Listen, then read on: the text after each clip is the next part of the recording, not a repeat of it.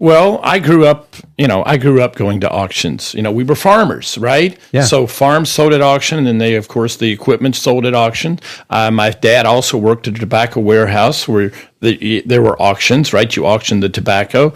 He worked at stockyards, and I used to go there. That's another story. But I used to go there during the summertime on Wednesdays. And then my mother had an antique store. So she and my uncle had an antique store, and so they would go to auctions. And so, an auction meant you didn't have to work on the farm, and it was always a social event, right? Well, I'm just all about it. And the first item I ever bought at auction, I was 7 years old.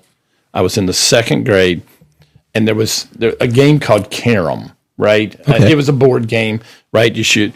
And this older lady had died, Mrs. Mildred Peters. Anyway, she had died, and I saw this board. Well, we only had one board at home, and I had two older brothers.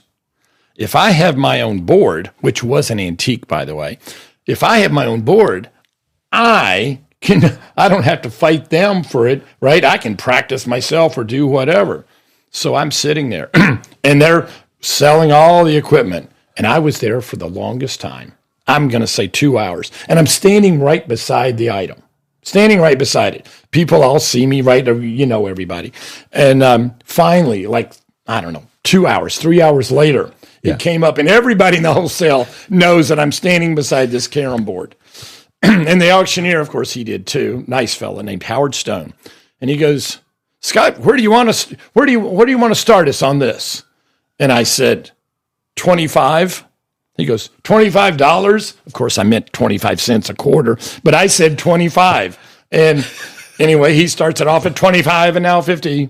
And of course, nobody in the place was going to bid against me, right? I'm scared to death, blah, blah, blah. So I got my first item at auction, 25 cents for a carom board.